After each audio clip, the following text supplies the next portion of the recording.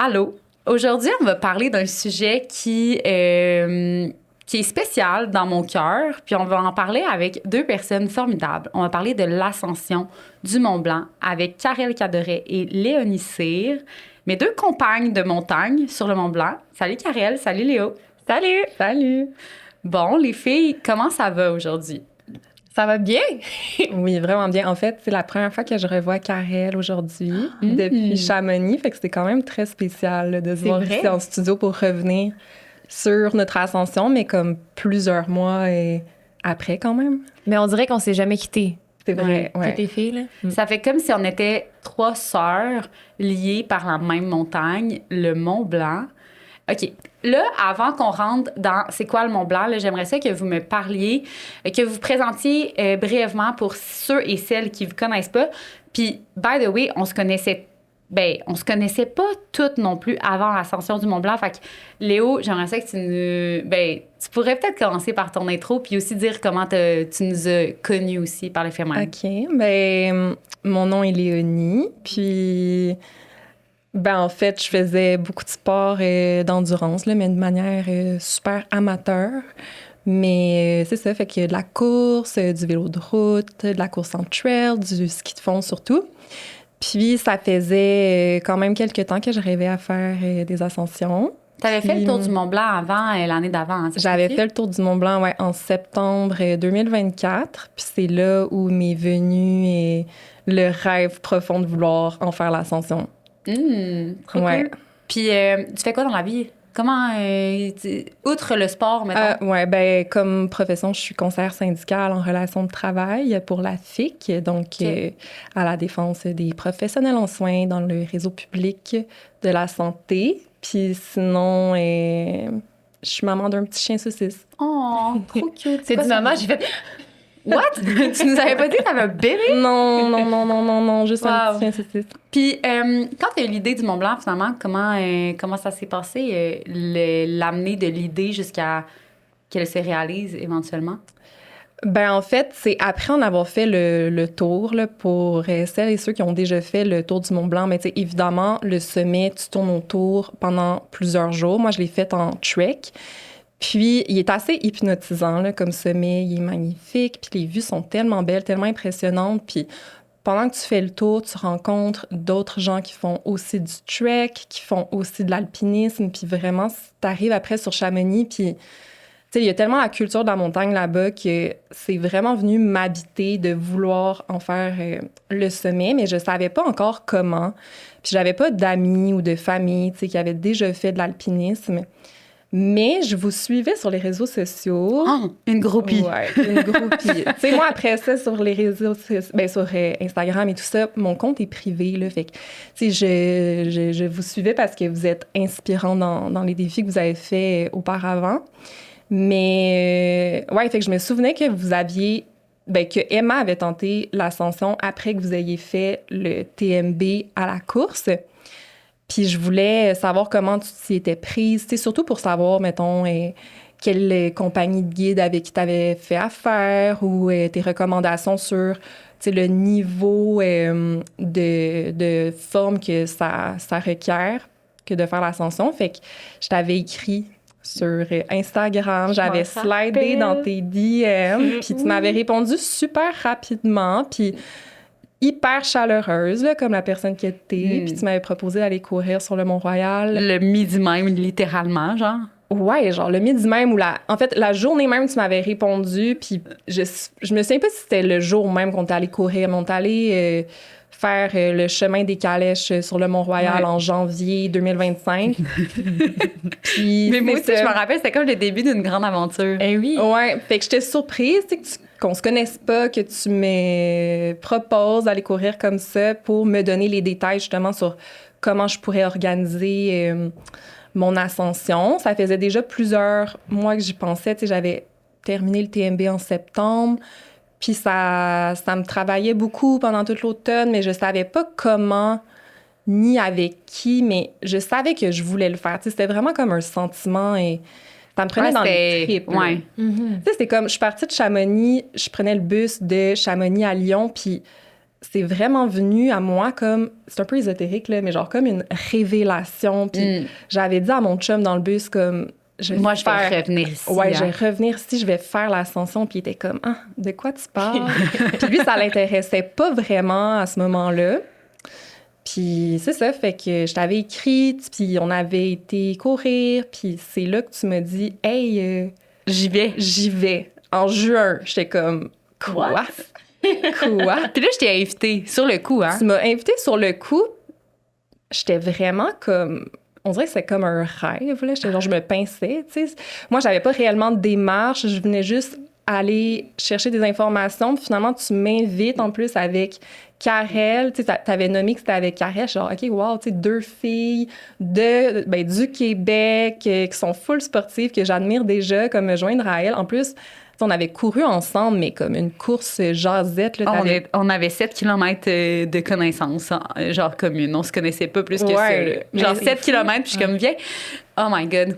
Imagine si j'avais invité quelqu'un de complètement random, Karel, tu m'aurais pas beaucoup aimé, je pense. Ouais, ben c'est sûr, je te faisais 100% confiance. Là. Pour mettre en contexte, c'est que toi, pendant que tu mijotais ça tout seul de ton côté, ben moi, dans ma tête, depuis qu'Emma avait tenté l'ascension, ben j'étais comme, OK, mais Emma, il faudrait y retourner, puis je veux venir avec toi, tu sais. Ouais. Fait que moi, de mon côté, j'avais déjà regardé le guide, j'avais fait des recherches, j'avais déjà planifié.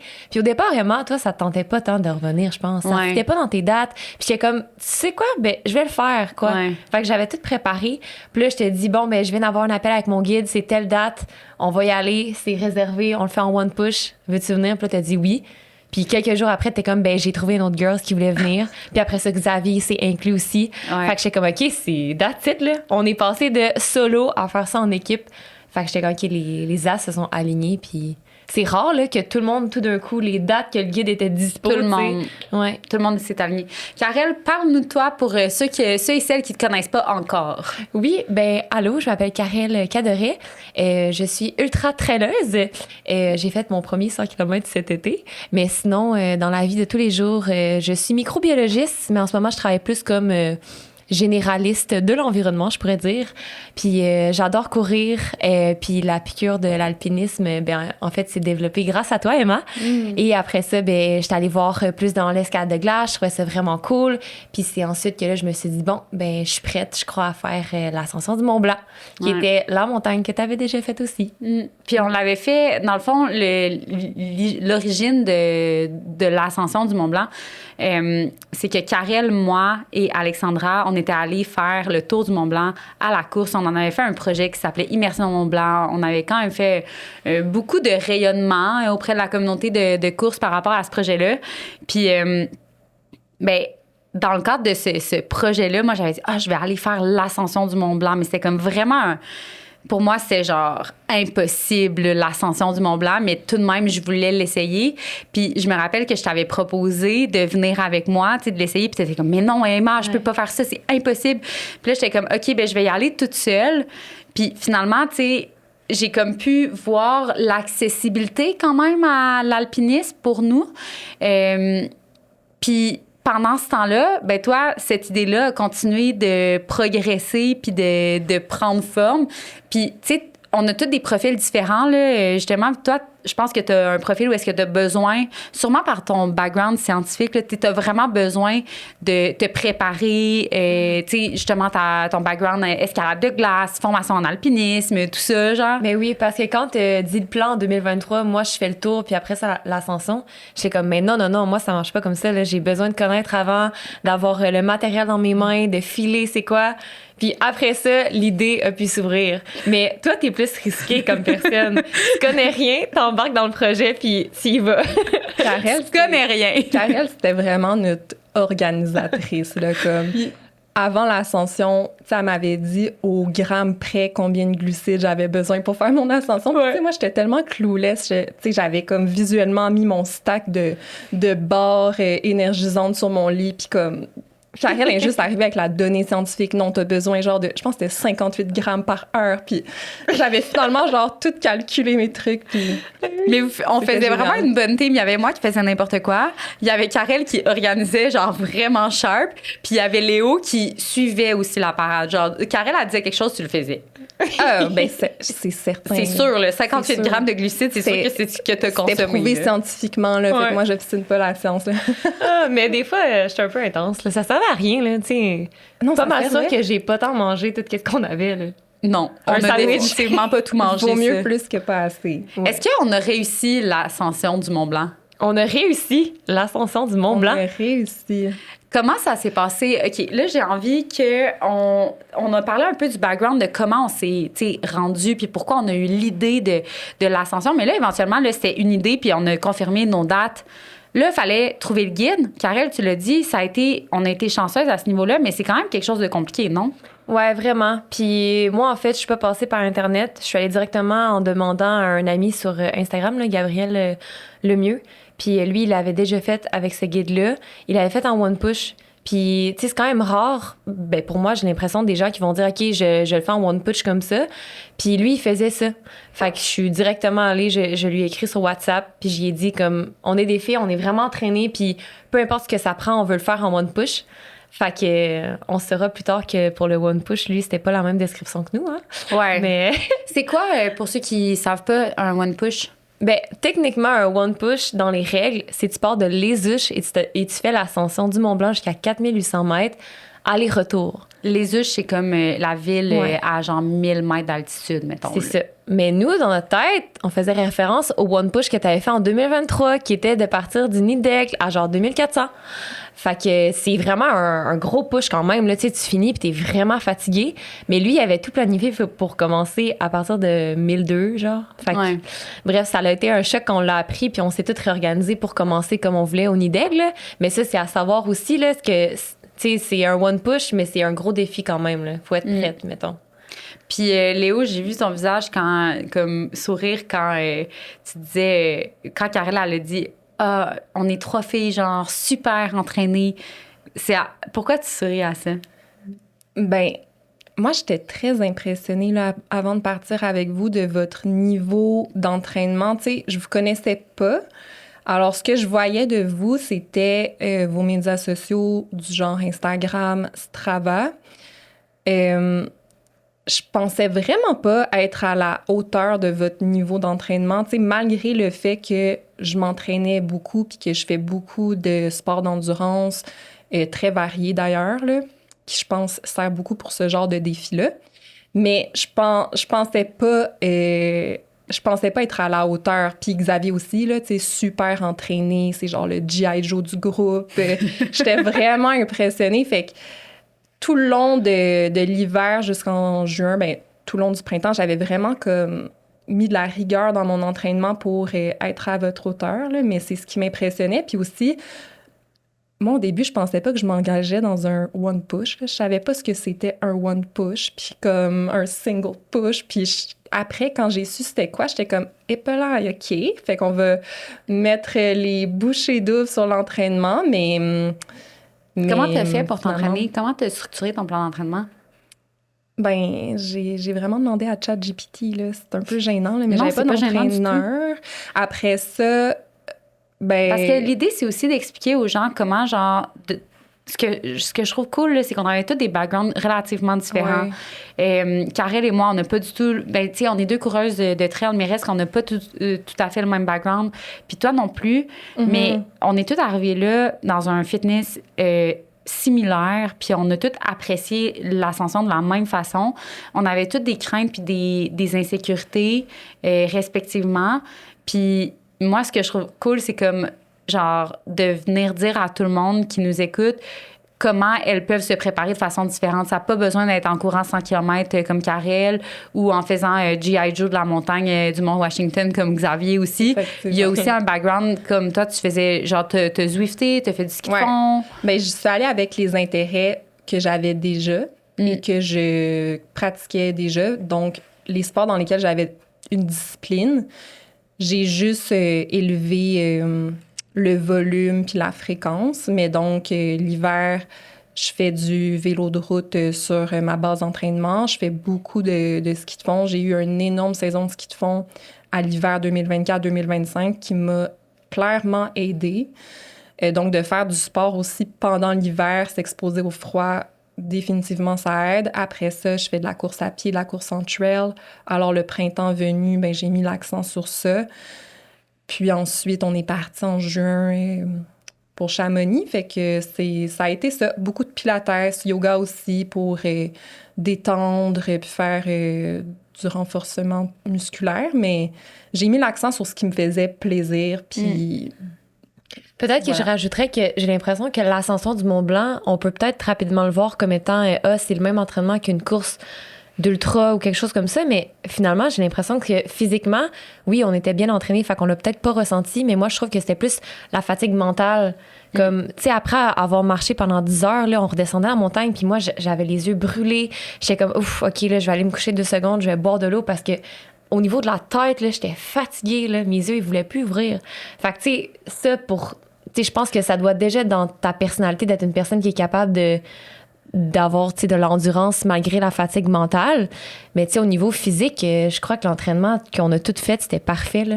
Ça prend pas, je pense, un entraînement extraordinaire pour faire l'ascension du Mont-Blanc, dépendamment encore en quelle vitesse on le fait. Tu sais, si partir du Nidec jusqu'au sommet, c'est environ un 2500 mètres de dénivelé positif, 20 km, puis 12 heures environ, 14 peut-être? Environ. Oui, donc c'est quand même une grosse journée. Mais comme tu dis, Karel, la préparation mentale, la résilience mentale, c'est comme quelque chose qui se travaille puis qu'il faut avoir développé un petit peu. Vous, en termes de préparation mentale, ça ressemble à quoi? En avez-vous fait? Un peu quand même. Là. Moi, j'avais fait beaucoup de méditation dans les années avant le Mont-Blanc. Donc, c'est une pratique qui m'a servi dans tous mes sports d'endurance maintenant, je dirais, mais surtout pour le Mont-Blanc, juste d'accepter, en fait, d'être confortable dans l'inconfort, puis d'accepter aussi que le ressenti n'est pas toujours ce à quoi on espère, ou bien de persévérer, de savoir que tout va finir par changer. Donc, autant quand tu es confortable que quand tu l'es pas, tout finit par changer. Juste d'avoir ça à l'esprit, ça te permet d'aller juste tellement plus loin. D'être à l'écoute aussi de son équipe, là, parce que ça reste un sport d'équipe. Toi, Claire? Moi, la préparation mentale, je dirais que c'était d'aller m'entraîner quand je voulais pas. Puis à chaque fois, je faisais des choses qui étaient plus difficiles. Je me disais, ben quand tu vas faire le Mont-Blanc, ça va être pire. Mais aussi, moi, je fais pas de méditation, mais c'est de quoi que j'aspire vraiment. Là. Un jour, j'en ferai, mettons. Mais je trouve que l'ouverture mentale, comme tu dis, de l'échec est possible. Puis si ça arrive, ça sera parfait. Le but, c'est de faire l'expérience, le chemin vers le sommet, mais pas nécessairement le sommet. Puis ça, c'est de quoi qui nous a tellement comme bondé, là, moi puis Léonie. Là. On était... Tu sais, on voyait l'échec ensemble, on est comme check, dans le fond, c'était des cordées de 2, là. Fait qu'Emma était avec Xavier, moi puis Léonie. Puis les deux, on s'avait dit, s'il y en a une qui veut descendre, ben check, c'est pas grave, là. On s'avait fait un pacte. Si tu descends, je dois descendre, puis ça sera ça. Fait que je trouve que ça l'enlevait tellement une grosse pression, puis c'était juste de comme un pas en avant, un pas en avant. Un à la fois, puis ça l'a vraiment aidé de dire comme, ben s'il y a pas d'autres pas en avant, ben ça sera tout, tu sais. Ouais. Comment ça s'est passé pour vous, justement, l'ascension, votre cordée, toutes les deux? Ah, c'était toi qui étais en avant, hein, je crois. Léo était tout le temps en avant. Léo, là, genre, du moment, mais pas sur la descente. Je dois juste préciser, le guide est en avant. T'sais, on dit une cordée de 2, mais le guide est sur notre cordée, on est 3. Là. Oui. Le guide est en avant quand on est sur l'ascension, puis le guide est en arrière quand on est sur la descente. Exact. Sur le Mont-Blanc, c'est 2 clients par guide, puis donc des cordées de 3 au total. Mais du moment que, mettons, mais dans tous les cas, Léo était toujours juste en arrière du guide parce que, ben... Mais je crois qu'il y avait une raison pour ça, hein? Il y avait une raison. Le guide évalue l'aisance de chacune. Après ça, avant l'ascension du Mont-Blanc, on avait une ascension sur Grande Paradiso en Italie où est-ce que c'était comme un entraînement pour que le guide puisse nous évaluer puis qu'on puisse goûter aussi un peu à l'altitude, se familiariser avec le matériel. Fait que c'est à ce moment-là, je pense que Matt, qui était le guide de Karel et moi, le guide de tout le groupe, là, mais qui était sur la cordée de Karel et moi, avait évalué que pour l'ascension, j'allais être au milieu, Karel en arrière. Pour la descente, c'était donc l'inverse. Donc, Karel était en avant, moi, j'étais encore au milieu et Matt en arrière. Karel avait probablement le pied un petit peu plus solide, dans le fond. Normalement, je pense que c'est un peu c'est ça qu'il avait dit, là, Ouais. pour toi, en tout cas. Là. Ouais. Ouais. Fait que, mais, mettons, au-delà des cordées, là, moi, je remarquais à chaque fois qu'on courait, Léo, c'est une leader, là. Elle est toujours en avant. Si on faisait une randonnée, puis que, tu sais, je veux dire, sans même la cordée, Léo, t'es toujours up in the front, là. Ouais. Mais moi, ça me sécurisait de voir tes petits pieds. Oui. C'est comme si Léo, elle avance, moi, j'avance. Puis ça me sécurisait vraiment qu'Arel soit derrière moi parce que j'ai quand même un peu le vertige dans les passes de roche qui étaient vraiment comme de l'escalade. Là. Fait que Karel était tellement une bonne coach parce qu'elle me disait « Ton pied gauche, lève-le d'environ 20 cm, puis tu vas voir, il y a un appui. » Puis elle était comme mes yeux, là, mes yeux arrière, si on peut dire. C'est vrai que Karel, de par sa grande préparation à ce qu'elle fait, ben, elle est vraiment rassurante. T'sais, ben oui, parce que il peut pas y avoir d'angle mort là, avec Karel dans les parages. J'ai tout googlé, j'ai tout vu les vidéos. Et genre, ah oui, cette roche a un angle de 45 degrés. Genre, j'ai vu qu'elle avait... En tout cas, bref, okay, j'arrête. Mais ouais. OK, puis mettons... OK, après ça, comment ça s'est passé? Là, on veut les détails, là, genre, racontez-nous. Parce que vous êtes même pas reparlé depuis l'ascension du Mont-Blanc. On s'écrit. On s'écrit presque à chaque jour, là, quasiment, là, sur notre conversation, les trois ensemble, mais on n'a pas fait de débriefing de notre ascension. On l'avait fait un peu à Chamonix. Ouais. Après l'ascension, on était resté, je pense, encore 3 jours, je sais plus.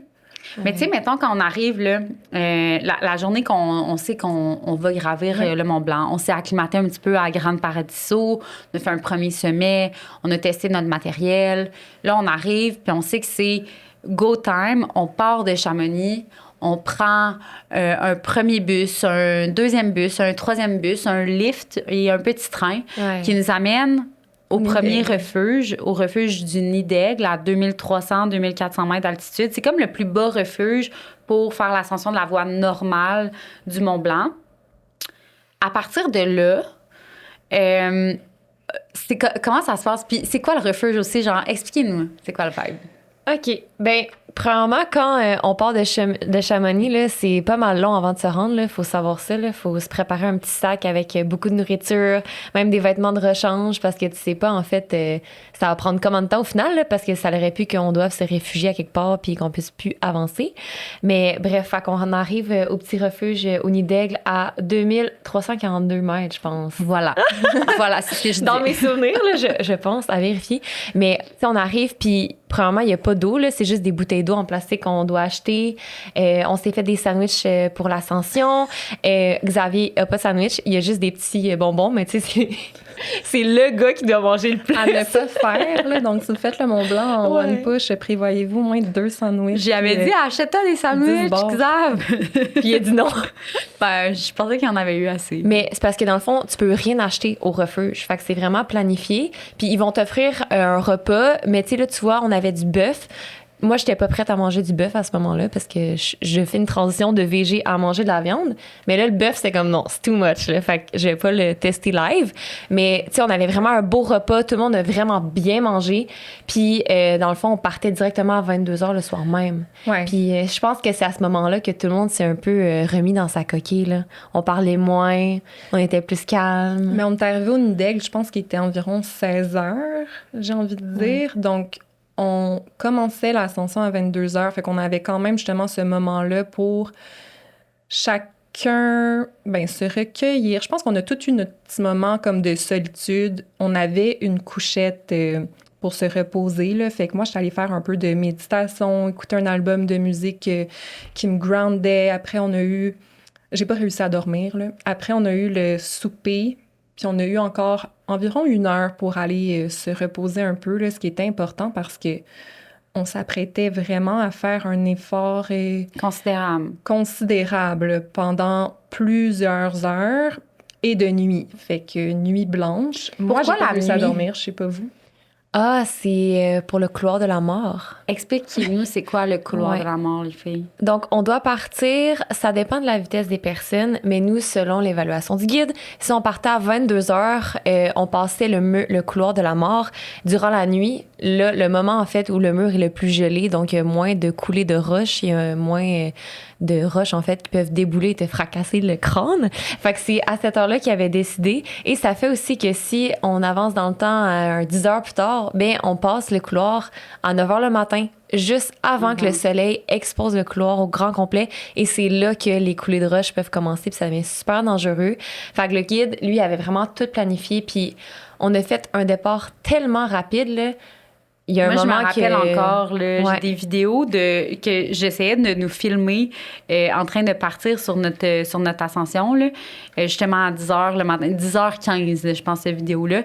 Puis les guides, ils avancent à une vitesse folle. On suait déjà notre vie, puis ça faisait 15 minutes qu'on avait commencé. C'était un Karel vol a marché en militaire. avant. Sur la vidéo, là, on voit Karel, c'est comme si elle courait sur les roches pour essayer d'attraper les guides. Il avançait vraiment vite. Puis moi, à ce moment-là, j'avais comme un moment de questionnement. Je me disais, mon Dieu, mais ils ont vraiment rien compris. On va beaucoup trop vite. Ils vont nous brûler. Si on va si vite à ce moment-ci, on va être dans quel état rendu à 4600, 4700 mètres d'altitude? Puis j'ai challengé le guide parce que je trouvais que c'était beaucoup trop rapidement. Puis il me disait, Emma, fais-moi confiance. Si tu veux rentrer dans les temps, on a un horaire précis. Si tu veux faire l'ascension dans le temps donné et de façon sécuritaire, tu suis le pace, puis that's it. Je me souviens tellement de ce moment-là parce que je me souviens, Emma, que tu avais un peu, comment dire, Tu peux le dire. t'étais un peu en opposition avec les guides. On avait vraiment l'impression que tu leur faisais pas confiance en entièreté. Mm-hmm. à les cause de remettais ton en- background de en- 2023. Ouais. là. Moi, c'est ce que j'avais retenu aussi de ma dernière expérience en montagne, c'est que ne pas faire aveuglément confiance à notre guide et de challenger, questionner des décisions parce que c'était mon sommet m'avait coûté ça. J'avais pas pu faire le sommet, en fait, en raison des questions que j'avais pas posées à mon guide l'année précédente. Mais c'est sûr que c'est pas nécessairement la bonne approche à avoir. Il y a un équilibre à avoir, là, mais il a fallu que j'apprenne à leur faire confiance éventuellement. Mais tu sais, quand il m'a dit ça, j'ai comme fait, OK, il faut comprendre. Là. Mais ouais, Ouais, continue. tu l'avais bien Ouais. fait, là, du moment où Ouais. tu avais expliqué les raisons derrière. Ouais. Tu t'étais rallié, mais ouais. Fait que c'était un pas soutenu, c'était militaire, mais c'était tellement beau, là, parce qu'on est parti, c'était le coucher de soleil, il y avait des bouquetins, je connais pas trop ces petites bêtes-là, mais ils étaient toutes sorties au coucher de soleil autour du refuge, puis c'était tellement beau, c'était solennel. Puis on est parti pour la gloire, là, c'était vraiment rapide, puis je me souviens que dans ma tête, genre, je devais partir avec quand même des vêtements longs, puis qu'on allait avoir froid, mais il faisait tellement chaud. Il faut dire que c'était la canicule là, sur Chamonix. Pendant le mois de juin, là, on était à 2342 mètres, c'est ça? D'altitude. C'était beaucoup plus frais, mais quand même, on est parti, je pense, pour certains, en T-shirt. Là. Moi, j'avais comme une couche de base en mérino vraiment mince, mais à manches longues, puis je me souviens avoir regretté de ne pas être en T-shirt parce qu'il faisait tellement chaud vu qu'on allait tellement vite. Mais la cadence a quand même diminué une fois le couloir du goûter franchi. Oui, parce qu'il faisait chaud au début, mais on se rappelle, à un moment donné, on a commencé à geler, puis là, c'était vraiment pas drôle. Là. Mais c'est fou Rendu parce que, plus tu sais, on loin. était quand même partis à 10 heures, là, 10 heures le soir au coucher du soleil. Tu sais, c'est quand même pas le même niveau de fraîcheur que, mettons, à 1 heure, 2 heures du matin, quand on approche, je sais pas, on était rendu à combien, mais 3003 peut-être? Peut-être plus haut, sûrement, rendu là. Mais tu sais, on peut y aller peut-être en étapes, là, mais quand on s'est rapproché, juste, tu sais, t'as le sommet, puis t'as un refuge juste en dessous, là, que des fois, le monde arrête, des fois, il arrête pas. Ça, c'est quoi? C'est genre 4200, 4500? Probablement, ouais. Ben, à ce niveau-là, c'est à ce moment-là que là, on capotait. Là, les crampons à Xavier avaient un problème. Puis là, on attendait. Puis c'était comme, OK, là, il faut se remettre en marche. Parce qu'en ce moment, là, on gèle tout. Puis on s'est rapidement remis en marche. Là, mais il y a un moment que moi, je retirais sa corde. Puis je voulais dire au guide, genre... Tu sais, il y avait Léonie au milieu. Puis ensuite, le guide. Fait que là, je tirais sa corde. J'étais comme, arrêtez, je veux mettre mes pantalons, j'ai froid. Puis tu sais, tu peux pas parler. Fait que j'essaie de donner des petits coups à la corde pour que... Ils savent ouais, qu'est-ce que genre, je veux arrête, je faire. te traîne, là, qui arrive avant. Ouais. Puis là, justement, on s'est arrêté pour s'habiller parce qu'il faisait extrêmement froid. Là. Mais on n'a juste jamais mis nos pantalons. Là, On n'a pas été capable. On n'a jamais mis nos pantalons de neige. On hein. n'a pas été capable. On avançait trop vite, on n'avait pas le temps. Ouais, nos pantalons de neige, il faut le dire. Là. On avait des pantalons de randonnée, on n'était pas en short. Ouais, c'est vrai. Mais, ouais, fait que une fois le couloir du goûter passé, Ben, on continue l'ascension. ouais. Puis ça a pas fait si peur, finalement, le couloir. Parce que, tu sais, de nuit, tu vois rien. Tu vois pas comme l'immensité de la pente. Le guide a juste dit, genre, en ce moment, on traverse, vous ne regardez pas à droite ou à gauche, puis vous foncez. Vous avancez, ouais. Fait qu'on est juste allé à 100% dans le couloir, on n'a rien vu. Puis on était tellement stressés, là. Mais au Mais final, c'est ça. c'est pas stressant, là. C'est stressant. Ouais, c'est stressant. C'est stressant. C'est stressant. Heureusement que sur l'allée, en fait, il faisait super noir. Ouais, là. je pense c'est que c'est rassurant le fait de ne pas voir. Il y avait beaucoup de neige aussi sur l'allée, puis elle était pas tapée. Je me souviens que j'ai un peu perdu pied. Et j'ai vite repris pied, par contre, mais on a traversé hyper vite, là, puis fallait suivre Matt dans ses pas. Puis heureusement, c'est ça que Karel et moi, en fait, on l'a pas nommé, mais ça faisait déjà 2 semaines qu'on était ensemble en voyage, puis qu'on faisait de la rando, puis qu'on faisait de la course à chaque jour. Fait qu'on a tellement appris à bien se connaître avant de faire l'ascension que rendu sur l'ascension, on était tellement en symbiose que mes pas étaient ses pas étaient mes pas. Ça paraissait en arrière. Ouais. Moi, je le voyais, là, puis j'étais un peu jalouse de votre chimie parce que j'avais l'impression de manquer quelque chose. Mais pas dans le sens jalouse négativement, là, mais je vous trouvais vraiment belle à voir aller. Puis nous, on avait un petit peu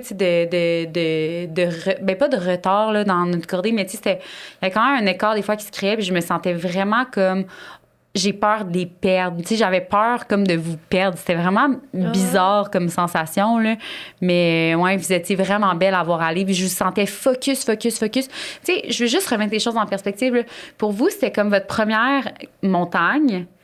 Vous avez fait genre, on va recommencer. Vous avez fait ça comme des chefs, là, comme des femmes qui avaient fait de l'alpinisme toute leur vie, qui avaient fait leurs recherches, qui connaissaient leur équipement, qui connaissaient leurs besoins nutritionnels, qui connaissaient les rotations qui devaient être faites. À tous les moments, il n'y avait jamais de perte de momentum. Parce que comme tu le dis, Karel, quand il y a quelque chose à changer ou à faire, ou qu'on s'arrête pour pause-collation en 1 seconde, là, il n'y a pas de niaisage. Là. Tu prends ta collation, en 2 secondes, tu es supposé avoir ta bouteille d'eau de sortie, avoir ta collation de sortie, la gober, fermer ton sac, repartir. Il y a comme pas... En tout cas, du moins, dans certaines ascensions, peut-être que tu as peut-être plus de temps, là, mais généralement, quand tu times, tu essaies d'être vraiment, respecter le momentum. Vous le faisiez à merveille. Fait que c'était sur la descente, on va en reparler, là, mais sur l'ascension, c'était beau de vous voir aller, là, vraiment. Ouais. Merci. Mais je pense que c'est ça, tu sais, c'est le temps qu'on a passé avant en Italie. Tu sais, on était quand même allés à 2900 ensemble d'altitude. 3000 même. 3000, Ouais. c'est vrai. Au Mont Buet, je pense que ça s'appelait.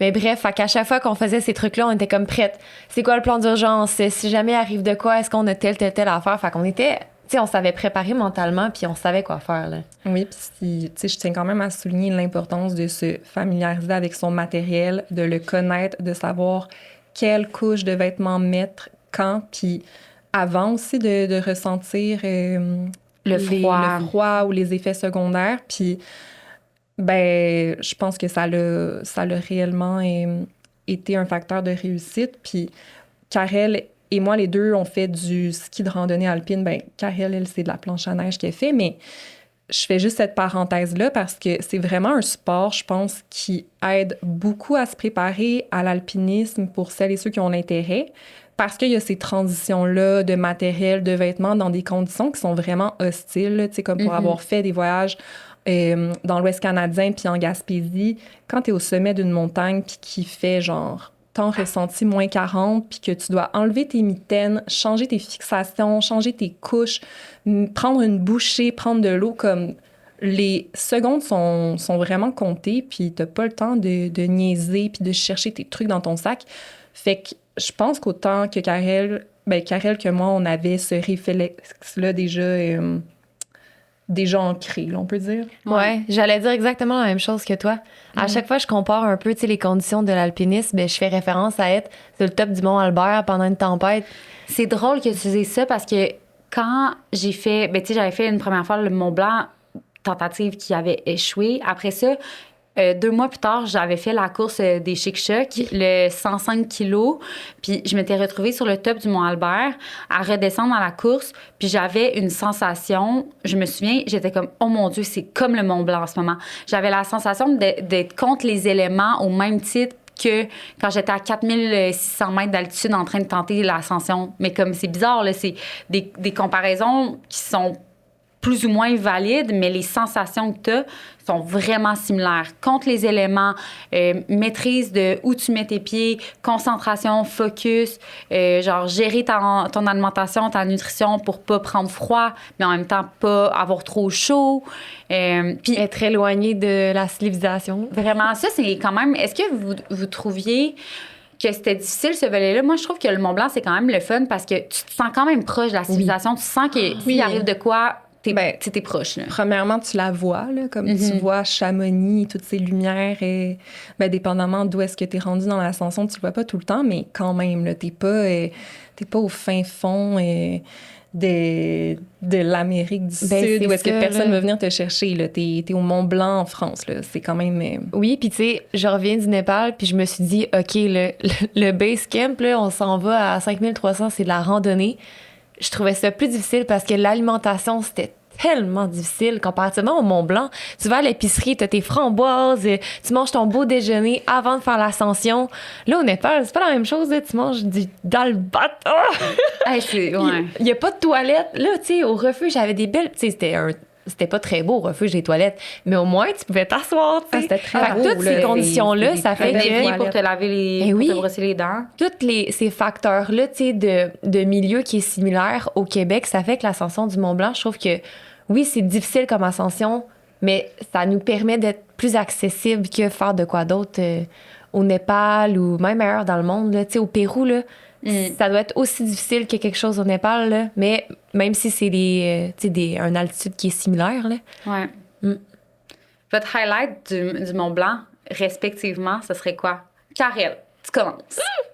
Ben moi, c'est drôle, mais c'est même pas au sommet. OK. C'est quand on approche sur la crête, puis comme j'ai un peu peur, fait que je regarde ni à droite ni à gauche, mais je vois les pieds à l'ONI, puis je suis comme wow, c'est tellement un beau moment. Puis c'est juste ça. Je vois que c'est beau et rose autour de moi à cause du lever du soleil, puis je suis comme wow, en ce moment, qu'est-ce que je vis, c'est incroyable. Est-ce que tu pleurais à ce moment-là ou pas encore? Ben, je pense que je pleurais pas, mais je sentais la boule dans ma gorge, tu sais. Ouais. C'est ce moment-là que je me rappelle parce que j'avais peur, je comprenais qu'est-ce qu'on était en train de faire, mais c'était pas fini. Fait que j'étais encore sur l'adrénaline de le go, go, go. Ouais. Tant que t'es pas rendu, t'es pas rendu. Tu peux pas prendre pour acquis. Toi, Léo? C'est quand, en fait, par les commentaires que Matt, notre guide, disait, que je réalisais que là, on allait le réussir, l'ascension coûte que coûte. Parce que, tu sais, tout au long de l'ascension, il va quand même nommer des choses que comme, OK, on doit prendre une pause là. Là, il y a des choses qui semblent des fois incertaines. Ou là, il réévalue, genre, les vents, ou je sais pas trop quelles données concrètement il regardait. Mais à un certain moment, puis peut-être que, justement, j'avais ce privilège-là d'être juste derrière le premier guide. Fait que c'est à moi qui donnais les infos. Après ça, je relayais à Karel, qui relayait à Stéphane, l'autre guide, ainsi de suite. Nous, on n'entendait rien, je vous confirme. Non, c'est ça, il ventait fort, là, on n'entendait pas. Même moi, Matt me parlait, j'étais comme, j'entends rien. Mais à un moment donné, j'ai juste réalisé que, tu sais, ce qu'il nommait, c'était que la prochaine pause qu'on allait prendre, c'était genre sur le sommet. Puis ça faisait tellement longtemps que je rêvais à ce moment-là que de réaliser que mon rêve se concrétisait. Puis en plus, vu qu'on était en train de faire l'ascension pendant la nuit puis aux petites heures du matin, j'avais comme une espèce de sentiment d'être entre la réalité et le rêve. Puis là, je marchais, puis comme... Tu sais, c'était comme un peu un métronome, mais pas genre... Je réfléchissais même plus à comment avancer. Mon corps le faisait tout seul, puis je me sentais forte, puis je me sentais bien. Puis le ciel était complètement dégagé. On n'avait pas de nuages, on voyait les étoiles. Mais là, le jour se levait. Puis là, j'étais comme, OK... On l'a, là. Là, j'aimerais mettre à pleurer parce qu'après ça, est arrivé mon autre meilleur moment, mais c'était quand les trois, on n'était même pas encore sur le sommet. Je pense qu'il nous restait genre 100 mètres à franchir, mais on a pris une petite pause là, je sais même plus pourquoi. Mais on a pris une photo, je pense, à ce moment-là, il y avait le reflet du Mont Blanc du sommet. Ah, c'était grandiose, c'était des couleurs pastel, mais sans fin. Puis là, t'avais tous les sommets de l'Europe autour. Parce que le Mont Blanc, tu sais, ça fait les 3 frontières de la Suisse, l'Italie et la France. Là, fait que partout 360, tu vois les montagnes des Alpes. Puis c'est tellement beau. Puis là, tu avais les couleurs pastel, mais comme fluorescentes, qui traversaient les glaces. Ça rendait ça comme... La crête du Mont Blanc, immaculée, avec les petits alpinistes au loin qui montaient. Ouais. Puis tu sais, quand arrive un moment le matin, puis on dirait que le son est comme... lourd ou le silence est comme pesant. Je sais pas comment le décrire, oui, mais... je comprends tout à fait ce que tu veux dire. Ouais. Puis personne parlait, puis on s'est juste regardé, puis on s'est mise à pleurer comme des bonnes madeleines. Oui, c'est rare de pouvoir partager on était ça. tellement émus, puis ça, comme Karel disait, tu sais, la boule dans la gorge, je la sentais déjà depuis un bon moment déjà, mais je la retenais parce qu'on était vraiment dans l'effort. Mais à ce moment-là, quand on s'est déposé, ben les trois, je sais qu'on l'a vécu de la même façon, là, mais ça s'est mis à couler, puis on était comme émus, mais fatigués, fait que c'était comme tout doux. C'était comme un sentiment d'extrême reconnaissance et de gratitude, puis de fierté, parce qu'on était comme, tu sais, il y a à peine quelques mois, en tout cas, du moins, moi, c'est ça les réflexions que j'avais, mais tu sais, il y a à peine quelques mois, c'était comme même pas une possibilité pour moi d'y retourner, je pensais pas. C'est grâce à Karel que j'ai fait confiance puis que j'ai eu le courage d'y retourner parce que j'avais quand même un deuil de la première fois que ça avait pas fonctionné puis je pense que j'avais pas vraiment le courage de me relancer dans un potentiel échec sur cette montagne-là. Ça m'avait brisé le cœur. Parce que moi aussi, j'avais vécu le soleil qui se levait, puis j'avais tellement trouvé ça beau. Mais moi, j'avais dû retourner avant le sommet, genre. J'avais tellement trouvé ça difficile. Mais là, on était en train de le refaire à nouveau. Cette fois-ci, avec des femmes qui m'inspirent énormément et non pas moi toute seule. Puis j'étais comme, it was all meant to be, dans le sens qu'il fallait que cette montagne-là, je l'atteigne avec d'autres femmes qui allaient également faire leur premier sommet, puis que ça allait être le début pour elles d'une belle, longue vie de montagne, puis vie d'aventure, genre. C'était un peu notre baptême, puis il faut dire qu'on a une chance extrême de pouvoir s'être retrouvés puis de s'avoir connus parce que c'est tellement rare de trouver des personnes qui sont autant craquées, que leur vie professionnelle font qu'ils ont les vacances en même temps. C'est une chance, puis il y aurait personne d'autre avec qui j'aurais pu le vivre de cette façon-là. Fait que pour moi, c'est comme, j'y crois pas encore. Tu sais, Emma, comment t'as fait pour te libérer, tu sais, avec ton horaire de ministre pour être avec nous? Léo, comment le bon Dieu t'a mis sur notre chemin pour que toi aussi t'avais l'idée de faire le Mont Blanc? C'est insensé, là. Ouais, ça a été vraiment comme un jeu extraordinaire de hasard et de chance. Mais je pense que la vie, elle veut ça des fois pour nous, tu sais. Ouais, je pense aussi. Puis à ce moment-là, je me suis sentie tellement connectée à vous, mais de façon super puissante, mais super comme authentique aussi. Puis 2 semaines avant, on se connaissait pas, là. Alors c'est tellement spécial de vivre ça avec d'autres femmes puis d'autres humains, de juste arriver au sommet d'une montagne comme ça, puis... Parce que ça aurait vraiment pu clasher, là, on s'entend. Là, ça aurait pu être très, très, très difficile, une ascension ensemble, si on n'avait pas eu... Parce que ce que je réalise, c'est que, genre, je grimpe des fois avec d'autres personnes, puis tout le monde a des paces tellement différents, mais j'ai jamais eu une aussi bonne symbiose qu'avec vous deux sur la montagne. Tu sais, quand tu disais, tu sais, Léo était comme le métronome, là, mais moi aussi, vous étiez mon métronome en avant, là, mettons, mais...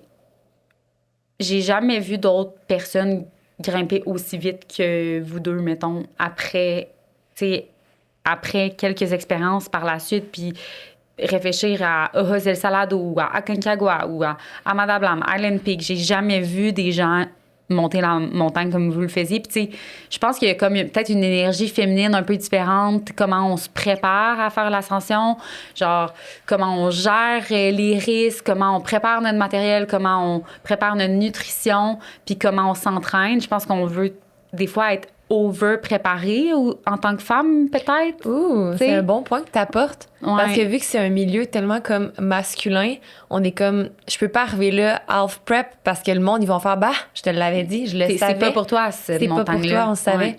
Fait que là, en tant que femme, on dirait c'est comme si pour se prouver, faut tout savoir par cœur puis dire, ben oui, je le savais. J'ai déjà pensé à ça. Ouais. Des fois, un peu avec le guide aussi, c'était ça. De vouloir se prouver. Mais non, mais tu sais, moi, j'ai déjà fait ça, je sais que je suis capable. Parce que des fois, ils nous challengeaient aussi un peu. Ouais, voulez-vous en parler un petit peu de la relation avec le guide? Parce que c'est quand même... je vais embarquer après, là, mais... Ben, il était vraiment gentil, là, mais c'est sûr qu'il Ouais. nous challengeait, là. Ben, il y avait son petite attitude, là. Je De dirais, français typique. Ouais, je voulais pas le dire, là, mais c'est ça, un peu coquille, là, si je peux me permettre l'expression. Ouais, qu'est-ce qu'il disait? Je m'en rappelle plus, on dirait. Ben, il nous remettait beaucoup à notre place en voulant dire, tu sais... Je me souviens pas les termes exacts qu'il utilisait, mais c'était comme... C'était vrai. Jamais, il nous a dit qu'on avançait bien Non, ou c'est qu'on ça. était capable de le faire.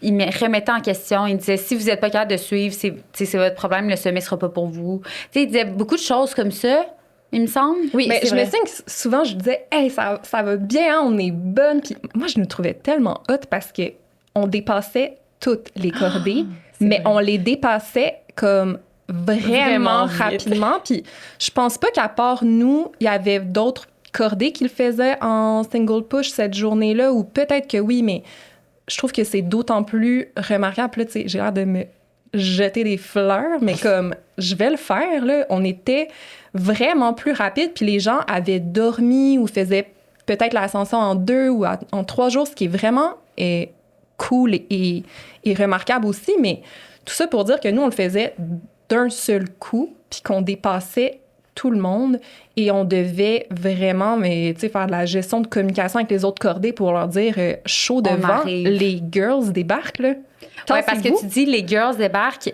Girls and boys. Est-ce qu'il y avait... Ouais, girls and boys. Parce que nos deux guides Oui, étaient Xavier. des hommes, puis il y avait Xavier aussi, mais...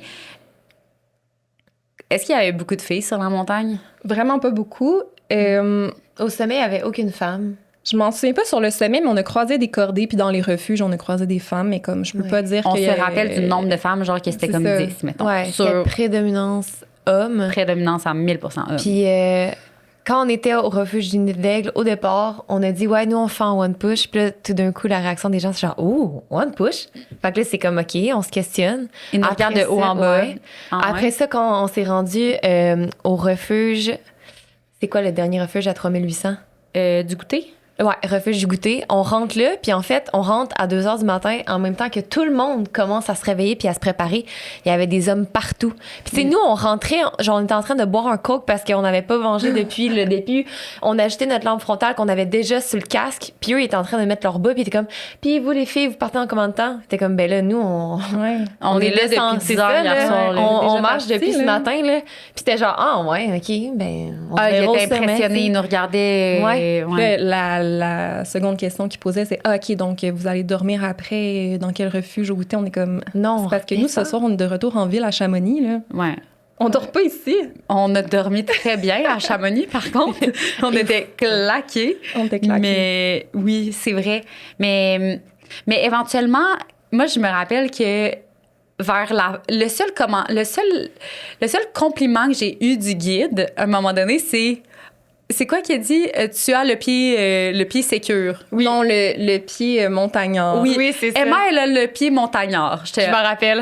Le seul commentaire pour Je pense que j'ai pleuré, genre, pendant longtemps parce que j'étais comme, oh my God, voir que j'ai Ouais. le pied montagnard. Mais c'est parce que c'est ça, il était pas...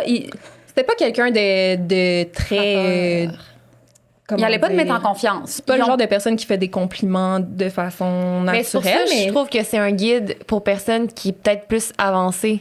Tu sais, mettons, là, par chance, Emma, t'étais là parce que tu nous rassurais, les filles, c'est correct, tu sais, inquiétez-vous pas, c'est de même qu'il faut que ça marche.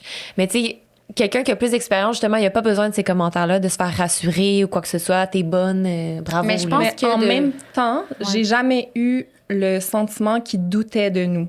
Ouais. Jamais. Là, j'aurais eu de la difficulté, mais le fait qu'ils me complimentent pas, j'étais comme, Ben, entre nous, on le C'est faisait, ça. puis après ça, j'ai pas besoin que le guide me dise, hey, t'es bonne, lâche pas, t'es capable. Là. On Mais se le disait entre nous, fait que Ben oui.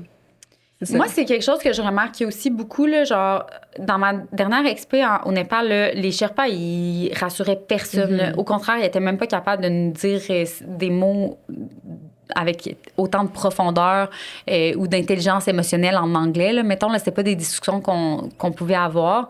Puis je réalise que, tu sais, c'est quand même un milieu d'hommes.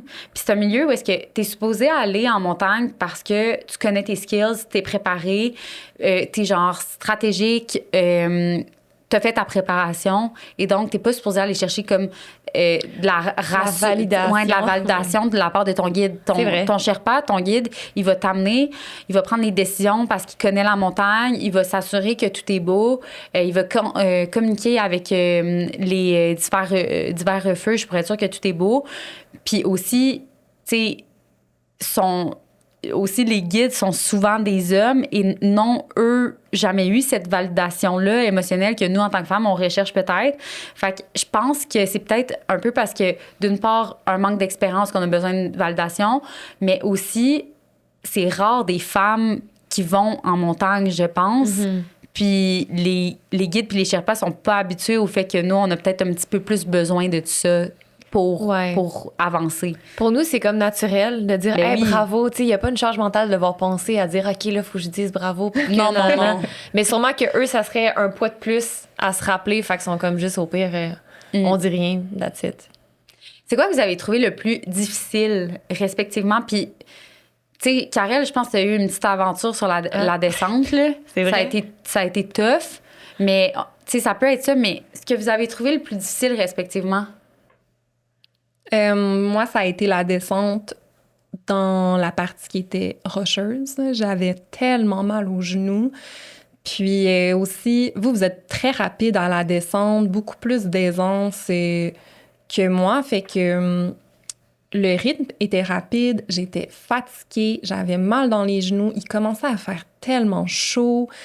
Tu sais, on a les bottes humides. C'est comme, t'as juste tellement hâte d'arriver. Puis une fois que t'as passé le glacé puis que t'es plus avec les crampons dans la neige, tu sais, ça devient beaucoup plus difficile. Là. Je sais pas quel niveau d'angle, de pourcentage c'était. Peut-être Karel pourrait nous dire, là, mais c'était vraiment de l'escalade. Là. Fait que c'était, je pense, pendant presque 2 kilomètres de descente dans les roches. Moi, ça me faisait peur. Tu sais, t'es pas assuré. Tout ça pour dire que j'étais juste plus capable. Puis là, je me parlais, puis j'arrêtais pas de chialer, mais j'en riais là, tellement que c'était pathétique, mon affaire. Puis j'étais comme, elles vont tellement m'haïr. Tu sais, j'étais tellement chialeuse, mais... Je pense qu'à chaque 2 minutes, il y avait un commentaire de Léo. Genre 10 secondes. 10 secondes, hein? Ouais. Karel était tellement bonne parce qu'elle disait rien, elle était en avant de moi, puis elle faisait juste comme... Mais moi, dans le fond, qu'est-ce que tu disais? C'est comme si c'était ma voix dans ma tête. Fait que, okay. Des fois, il y avait un peu de flou. C'est moi qui l'ai dit aussi. Moi, ma voix dans ma tête, c'est juste genre, les filles peuvent-tu avancer? Puis genre, en arrière aussi. Tu sais, genre... Moi aussi, j'étais rendue impatiente. Là. Ben, en fait, c'est pas que je trouvais ça difficile, c'est que j'étais rendue impatiente sur la descente. Je trouvais ça vraiment long. Puis là, j'étais comme, on peut-tu avancer? Mais ça, c'est la différence. Je suis peut-être un peu plus risky ou habituée dans des sections plus rocheuses, mettons. Là, il a fallu que je me parle un peu. Puis aussi, par contre, je compatissais vraiment avec toi parce que je sais à quel point ça te demandait de la concentration, puis c'était pas facile. Karel aussi, là, mais en fait, on a tous trouvé ça difficile. C'est technique, la descente. C'est ça. Moi, mon moment, c'était aussi là-dessus, mais pour différentes raisons. C'était quoi la raison? Ben, c'est que vu que, là, je sais que la plupart des gens qui vont écouter ça doivent être à l'aise avec les problèmes digestifs parce qu'on est des trailers, on court beaucoup, bref. Ben, vu qu'on a commencé à 10 h le soir, moi, je suis pas allée aux toilettes. Fait que là, ça m'a pogné dans le ventre, moi, le matin. Puis je voulais aller aux toilettes parce que ça voulait vraiment sortir. Mais le guide voulait pas. Il nous disait non, t'avances, on arrive bientôt sur le couloir de la mort, on a encore 10 minutes, fait que t'as pas le temps aux toilettes. Fait que là, je suis comme, OK, je vais garder ça dedans de moi, puis je continue. Puis là, à un moment donné, il y a juste un moment que je commence à shaker, puis genre, je sais pas si ça vous a déjà arrivé, là, mais là, moi, j'étais comme, OK, si je fais un pas de plus, là, ça va pas être chic. Fait que j'ai commencé à pleurer, puis j'étais genre, Matt, là, faut vraiment que j'y aille, c'est pas drôle. Puis je me suis juste mis sur le côté. Ouais. Et Léo était à même pas 2 pieds de moi. Je me suis un peu fâchée après Matt parce qu'il était comme, non, on continue, elle va pouvoir aller après le couloir du goûter. J'étais comme, là, elle a vraiment envie, là. Laisse-la comme faire. laisse-la faire, puis clairement que ça va pas prendre 10 minutes. Crois-moi, Ouais, ça non, va c'est prendre ça. 20 secondes et quart, puis on Mais est c'est reparti. quand même risky aussi, genre, C'est tu sais, vrai. dans le sens qu'on était vraiment à Exposé. l'entrée du couloir de la mort. Genre, ça pouvait pas être un pire moment. Mettons, moi, Karel, quand t'as dit ça au début, j'ai besoin d'y aller, je me suis dit, non, genre, on peut pas faire ça, on peut pas s'arrêter ici. Puis on s'entend qu'il y a des gens qui arrivent de gauche à droite à ce moment-là. Puis c'est comme la dernière section, faut qu'il. Tout le monde qui est là doit rentrer et sortir rapidement de cette zone-là. Ouais. Mais en même temps, là, fait que là, je me disais ça. Puis là, à un moment donné, tu te retournes. Puis là, t'étais en pleurs, là. Puis tu faisais tellement pitié, là. T'étais comme en pleurs. Puis t'étais comme, Matt, il faut absolument, genre, que j'y aille. Non, c'est ça. Tu faisais tellement pitié. Puis là, quand je t'ai vu comme ça, là, j'étais comme, OK, il faut qu'on se structure pour que, tu sais, Ouais. pauvre petit chou. C'était pas genre, tu sais, j'ai Non, envie, non. mais je vais attendre. C'est C'est comme une là, urgence. je pense que je suis genre malade, puis je peux le faire dans mes culottes, mais il reste encore 7 heures à descendre. Fait que je suis pas rendue là. Fait que je me suis mis sur le côté, ça a pris genre 5 secondes, puis direct après, j'étais super chill.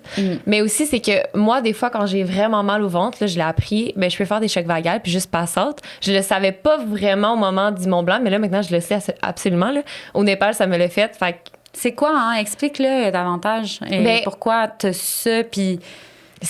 en ce moment, je fais des tests. Là. Tu sais, j'ai porté des électrodes sur mon cœur pour savoir qu'est-ce qui se passe.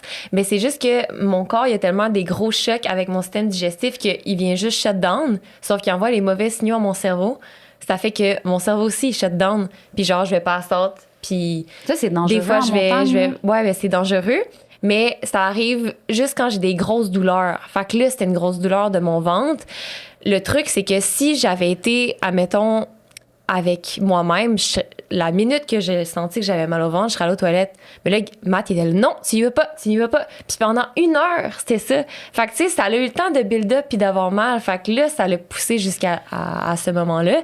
Mais, tu sais, dans d'autres circonstances où c'est comme plus moi qui est en contrôle ou quoi que ce soit, ben, je suis capable de me donner ma limite puis juste d'aller au besoin quand je veux. Fait que ça va pas se pousser à aller. Mais on fait encore des analyses. Fait que je sais pas trop. Mais le médecin me disait que c'était pas dangereux de retourner en montagne parce que je sais comment le contrôler. Puis si je sais que ça va arriver, ben j'ai juste à aller me reposer, mettons. Mais à suivre, c'est quand même des fois stressant. Je suis comme, j'espère que ça va pas affecter ma vie de montagnarde un jour, mais... Je suis certaine que tu vas trouver les outils pour... Je pense que, comme alpiniste, on va avoir une multitude d'éléments à regarder puis à faire attention au niveau de notre santé. Je suis passée par un premier gros défi lors de ma montagne sur Aconcagua, l'anémie sévère. Puis là, je suis aussi dans un processus de regarder d'autres éléments au niveau de ma santé. Puis je vais en parler dans un podcast dédié spécifiquement à ça éventuellement. Mais comme, tu sais, on peut pas prendre pour acquis notre santé. Puis il faut la prendre au sérieux quand on fait des projets comme ça parce que c'est la seule chose qu'on contrôle. On va contrôler notre préparation en amont. On va contrôler notre préparation mentale aussi en amont. Mais notre santé, c'est vraiment tout ce qui importe au moment de l'ascension. Le reste, c'est la montagne, la météo qui décide, les conditions. Puis je crois que, tu sais, moi, je suis tellement une fille qui contrôle tout dans la vie que là, de savoir qu'il y a quelque chose de même qui m'arrive que je peux pas contrôler, ça fait tellement chier, là. C'est outre la météo, mettons, pis ça, tu sais, tous les autres paramètres, tu peux quand même bien les contrôler, savoir un peu d'avance, puis... Fait que bref, mais c'est ça qui fait que la montagne, c'est autant intéressant, là, c'est que tu te laisses porter par le vent, puis... Ouais. Fait que moi, ça a été le moment le plus difficile quand j'ai fait caca sur la montagne. Avant le couloir de la mort, c'est tout simple. Mais je tiens juste à dire qu'elle n'avait pas son autonomie là, pour celles et ceux qui nous écoutent vrai. parce qu'on était encordés puis qu'elle avait son harnais. T'sais, elle ne pouvait pas librement passer par la droite et aller se cacher derrière une roche. Là, on est encordés. On était tellement connectés. Il y avait Xavier qui était là, qui était là. de corde entre chaque personne. Je dis 1 mètre, je pense que c'était un peu même moins. Fait que, il y avait d'autres gens autour de nous aussi. C'était vraiment un moment où est-ce qu'on s'est senti genre attaché et vulnérable avec toi. Ouais. Attaché, littéralement. dans tous les sens du terme parce que tu sais, ça aurait pu arriver à n'importe qui là, genre pour nous, c'est pas un moment comme drôle et cocasse, ben un peu, mais c'est beaucoup plus un moment de compassion et de partage comme au plus deep de... Tu sais, c'est ça. Mais moi, rendu là, j'ai plus aucune émotion reliée à ça. Là. Je pourrais avoir des besoins devant n'importe qui. Je suis désolée, mais tu sais, en montagne, c'est un peu ça, là. Tu le disais, là, au camp de base d'Amada Blanc, il y a de la piste partout, là. Ah. C'est parce qu'à un moment donné, il faut juste shut down de ce côté-là de toi-même, qui est comme, oh mon Dieu! Puis c'est la vie, là. Puis il faut faire avec. Voilà. Ben, tu sais, sur l'ascension de Island Peak, j'étais genre la seule femme tu sais, que je voyais, en tout cas, pendant un certain moment. Mais tu sais, c'est comme une montagne, on voit toute l'ascension. Mais là, à un moment donné, j'avais besoin d'aller aux toilettes, là. Mais j'étais comme, je pourrais jamais y aller, il y aura jamais aucun moment. Fait qu'il a fallu que je communique avec toutes les cordées derrière moi, puis toutes les équipes pour leur dire, OK, là, vous me laissez toutes aller en avant, vous restez toutes en arrière, puis vous me laissez faire pipi, puis vous regardez ailleurs. Mais comme il y avait sûrement, genre, 25 personnes, genre, directement en bas de moi qui m'attendaient, qui attendaient de poursuivre leur ascension parce que moi, je devais faire pipi, puis je pouvais plus attendre, là, genre, c'était impossible. Est-ce que tu crois à m'emmener qu'il va falloir que, justement, tu shut down un peu cette partie-là de pudeur, puis qu'au pire, ils vont voir mes fesses? Ben, ils pouvaient voir mes fesses. Ouais. C'est juste que là, à ce moment-là, c'était comme, littéralement, on était trop proches. Ah, tu sais, c'était tellement proche que genre, faut pas que tu regardes parce que sinon... Ben, c'est sûr que tu... Ouais, c'est ça. C'était comme... Là, clairement, ils se retournaient en 2 secondes, ils me voyaient, là, genre... Puis, tu sais, moi, je faisais pipi en les regardant. J'ai même pris une photo, là, parce que c'était beau, la vue en arrière. Mais, tu sais, j'étais en train de faire pipi, puis, tu sais... Mais il y avait vraiment... Sinon, c'est comme, ils continuaient de monter, puis ils me voyaient en même temps, ou, tu sais, je les voyais d'un côté ou de l'autre, là. Tu sais, c'était comme... En tout cas. Mais d'où l'avantage aussi d'être avec d'autres femmes là, sur la montagne, parce que tu sais, je me mets à ta place sur Island Peak, puis j'aurais pas été à l'aise, pas parce qu'il y a de la pudeur ou quoi que ce soit. Je pense que si les cordées avaient été mixtes, vraiment, je m'en serais foutue, mais sachant que c'est que des hommes, je sais pas comment tu l'as vécu. Moi, il y aurait comme une partie de moi qui se sentirait pas sécure à juste devoir faire ça, tu sais. C'est drôle parce que, c'est plate à comme dire, mais... dernièrement, j'ai tellement eu des sensations de force en montagne. Là, mettons, je me sentais tellement... Tu sais, j'ai été dans les Trailblazers en avant. Là, j'étais parmi les gars qui rotationnaient pour ouvrir la voie sur Island Peak. J'étais comme, les gars, tassez-vous, là, c'est moi qui vais en avant, puis c'est moi qui vais ouvrir la voie. Je me sens vraiment forte, là, je vais, là, tu sais. Je me sentais tellement part of the team que je me sentais en sécurité et grandement respectée, mettons. Fait que, genre, j'ai jamais eu ces pensées-là. Au contraire, je suis plus comme, OK, là, c'est à mon tour, vous restez là, puis moi, je m'en vais aux toilettes 2 secondes. Puis ça m'est jamais traversé l'esprit. Mais c'est sûr que si j'avais été dans une situation plus, genre, précaire, ou, tu sais, que mon alimentation était un peu plus difficile, peut-être que, genre, j'aurais trouvé ça plus difficile. Mais c'est bizarre à expliquer, là, pourquoi il y a ce clash-là. Mais là, je me sentais vraiment forte et à la hauteur et que je méritais ma place. Et donc, ça me gênait pas de dire... Tu sais, je me sentais respectée, c'est ça que je veux dire. Je me sentais vraiment respectée. Puis je pense qu'on s'est sentis, nous aussi, respectés sur le Mont-Blanc parce que on avançait bien, ça se passait super bien, puis on s'est dépassé à la hauteur de ce qu'on était capable de réaliser. Puis ça, c'est vraiment hot que notre corps puis la météo nous ait permis de le faire. Là. Là-bas, tu vas pas dépasser tes limites. Là. Peut-être que tu vas les repousser, mais le but, c'est d'arriver puis de faire ce que tu es capable dans les limites que tu avais déjà. Là. Est-ce que tu peux expliquer c'est quoi que ça veut dire, cette nuance-là? Parce qu'elle est vraiment, vraiment intéressante. Genre, c'est quoi la différence entre repousser ses limites puis les dépasser? Bon, ben un exemple, ce serait que dépasser tes limites, c'est que tu arrives à un point de non-retour que là, tu peux pas aller plus lentement. Je sais pas comment dire. C'est comme si t'as tellement mis d'énergie à aller repousser cette limite-là qu'à un moment donné, tu vas juste crasher puis t'es plus capable de rien faire. Admettons, en course à pied, tu bunks, mais en alpinisme, c'est encore plus dangereux parce que t'es comme exposé. Fait que si tu bunks, ben tu peux pas juste t'asseoir tranquillement, manger une collation et tout. Fait que c'est beaucoup plus dangereux de dépasser la limite parce que c'est comme le point de non-retour. Mais repousser la limite, ce serait que OK, ben finalement, ma limite était pas là. Je crois qu'elle est encore plus loin. Fait que je continue un peu. Ah, je suis correct. OK, on la repousse encore un petit peu plus. Mais jamais tu viens dépasser la ligne de genre, oh fuck, là, il y a tout qui s'arrête puis je suis bunky raide. Exact. Je sais pas si j'ai l'expliqué très tellement bien dit. Puis une façon, juste un parallèle pour l'illustrer, c'est que, tu sais, atteindre le sommet, c'est only 50% of the climb. Là. Il reste 50% la redescente. Puis en termes de temps, ça nous a pris autant de temps faire l'ascension du Mont-Blanc que la descente. On descend pas sur les fesses, là, le Mont-Blanc. Là. On le descend, puis c'est difficile pour les jambes, pour le corps. Puis des fois, j'entends des gens qui ont dit par le passé, tu vas voir, tu sais, faire une ascension d'une montagne, c'est vraiment difficile. T'arrives là, au sommet, là, puis t'en peux plus, puis c'est tellement difficile, puis t'es brûlé. Mais moi, là, quand j'entends ça, ça me fait mal d'entendre ça parce que je suis comme, t'es supposé arriver au sommet puis être en santé, te sentir encore fort pour faire l'autre 50% de la montagne. Puis ça veut dire que tu as probablement repoussé les barrières limites, les barrières mentales que tu t'es déjà imposées à toi-même, dans le sens que moi, je pensais pas que j'étais capable de faire le Mont Blanc, puis finalement, je suis capable. J'ai repoussé ces limites mentales-là, mais je suis pas allée dépasser ce que physiquement j'étais capable de faire au déprimant de ma santé. Absolument. Oui, exact.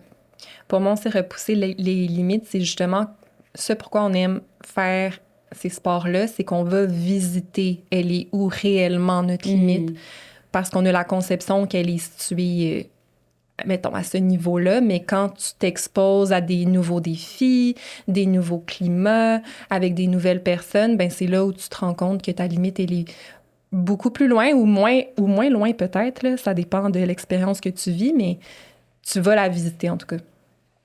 Puis, les filles, est-ce que ça vous a donné envie de gravir d'autres montagnes, d'avoir d'autres projets? Absolument, là. Ah. Est-ce que vous avez envie de faire genre... c'est quoi, là, les prochains projets? Ben là, premièrement, moi, j'étais comme, je vois les girls, il faut qu'on en parle ensemble. Parce que... On est là. Ouais, on fait ça. C'est live on the pod, là. Moi, c'est sûr que j'aimerais ça repartir avec vous. Je crois qu'on est une bonne cordée. Moi, j'ai fait semblant tout le long. Non, c'est vrai. Non, c'est vrai. Mais là, je sais que c'est un peu drôle, là, mais j'étais comme, Emma, t'es allée sur Aconcagua, puis tu l'as pas réussi. C'est vrai. Fait qu'on pourrait, tu sais, c'est un beau 6000, Léo, là. Peut-être ton petit Lucky Charm. C'est un 7000 à Aconcagua. 7000? Ben oui. Moi qui connais toutes les statistiques, là, je l'ai pas, là. 6896. Ou 6896. 6800. En tant que scientifique, elle est comme, non, c'est 6896. Il me semble que oui. Ben, ça s'approche vraiment plus d'un 7000. Là. Oui, ben c'est ça. Mais j'ai pas regardé, en fait, mais j'étais comme, ben là, le Mont Blanc, il est fait, là. Après ça prête à Aconcagua. Ça prête à Aconcagua? Ça pourrait. Parce que... Super partante. Est-ce qu'il y a quelque chose que j'ai pas vraiment dit assez bien là, dans le podcast? Parce que, genre, pour que les gens comprennent pourquoi j'avais peut-être... Tu sais, Karel, tu l'as comme un peu dit, Emma, t'étais pas certaine que tu voulais y aller sur le Mont Blanc. On parle de ma réticence. Genre, j'ai l'air d'être un petit peu négative, là. Mais dans les faits, si j'ouvre un petit peu mon cœur... c'est que mon cœur s'est fermé en 2023 quand j'ai tenté l'ascension du Mont Blanc, qui était ma première expérience en montagne. Puis qu'au bout... Puis il y a un film qu'on a fait de ça, fait que je veux pas comme tout réexpliquer l'histoire parce qu'il y a plein de personnes qui l'ont sûrement déjà vu, mais c'est comme... On s'est rendu jusqu'à 4600 mètres d'altitude, moi et Morgan, mon guide. Puis à 4600, la météo était vraiment, vraiment pas belle. Les vents avaient reviré de bord. Ils ont fermé à partir du refuge du goûter. Ils laissaient plus personne partir. Nous, on l'avait déjà dépassé ce moment-là. Mais il y avait rien à faire. On était là, exposés. Là, puis je sentais que si... Je disais à un moment donné à Morgan, wait, parce que si j'essayais d'avancer un pied puis je savais pas où il allait atterrir. Tu sais, j'allais m'envoler, là. Puis d'un coup, il venait juste de me dire, Emma, si je tombe d'un côté, toi, tu sautes de l'autre. Tu sais, genre, pour m'expliquer le processus, mais il dit, si je tombe d'un côté, il y a pas grand-chose à faire parce que je suis pas mal plus lourd que toi. Fait que, tu sais, là, c'était vraiment dur, mais jamais je m'étais dit, c'est possible que tu sois pas capable de le faire, l'ascension. C'est vrai que j'étais tellement focus sur l'objectif ultime, j'étais tellement focus à genre ne jamais douter de moi puis tenter le tout pour le tout, que quand il m'a dit on doit retourner puis vite, je me suis dit genre j'étais comme pas prête à ce deuil-là, puis c'était une communication puis un échange qu'on avait comme pas assez eu avant, j'étais pas assez prête à ne pas réussir l'ascension du Mont Blanc mentalement, si on peut dire. Puis ça m'a vraiment brisé le cœur, puis c'était comme si quand j'étais partie de Chamonix, lors de ce voyage-là, je me disais, of course, je vais vouloir le réessayer, le Mont Blanc, mais comme j'étais pas nécessairement prête à repayer un guide, me remettre dans une situation où est-ce que, ben peut-être que j'allais encore être déçue puis revivre ce deuil-là parce que je l'ai vraiment trouvé dur. Puis je vis un deuil à chaque fois que je pars d'une montagne, d'ailleurs, là, peu importe que je la réussisse ou pas, parce que c'est comme tout ce que tu as vécu, tu sais que c'est maintenant une histoire du passé. Puis cette expérience-là, même si tu retournes sur cette montagne-là, tu le revivras jamais de cette même façon-là, avec les mêmes personnes, avec la même naïveté, la même innocence. C'est plus la même chose. Fait que je trouvais ça vraiment dur. Puis là, quand on a... C'est comme si j'étais tout le temps en mode protection de moi-même, mais pas me faire d'idée à l'idée qu'on allait réellement atteindre le sommet. J'étais pas excitée parce que j'étais pas capable de m'imaginer le faire, le sommet. Puis ça me frustrait un peu parce que Karel puis Léo étaient pleines de comme...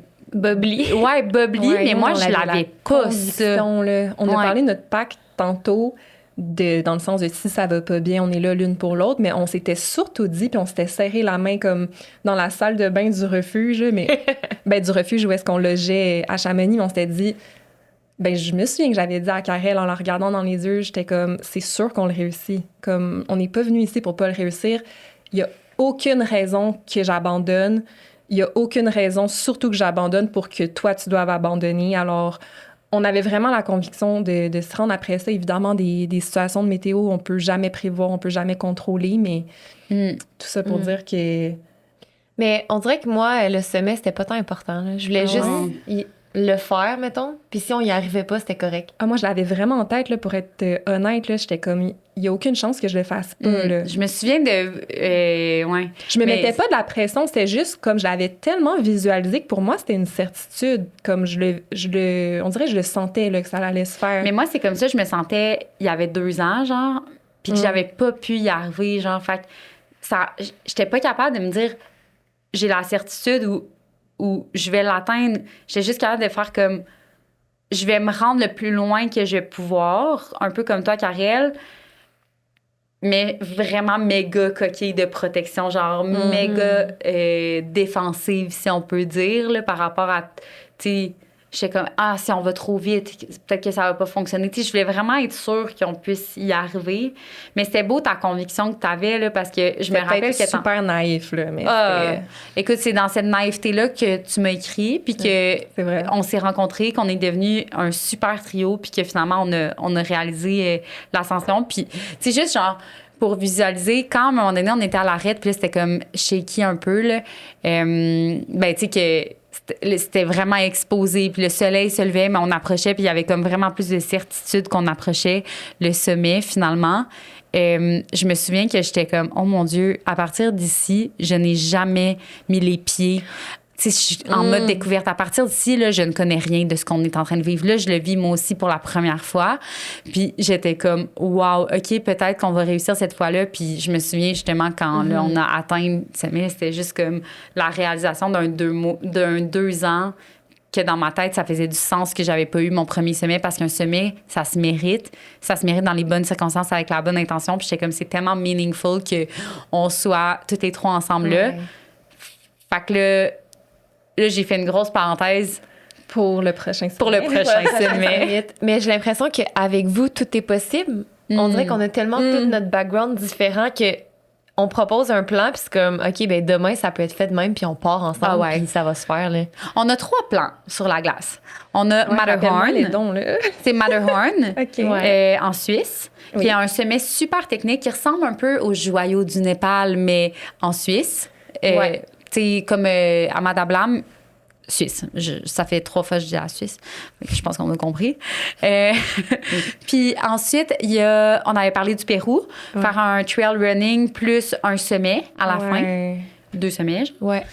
Puis sinon, ça serait à Concagua. Ouais. Mais là, déjà, à Concagua, il faut le mettre en janvier 2027 parce que sinon, ça se fait pas. Matterhorn, c'est quand même intéressant parce que tu prends des petites vacances en Suisse. C'est quand même chill, tu sais, la bonne bouffe, les toilettes.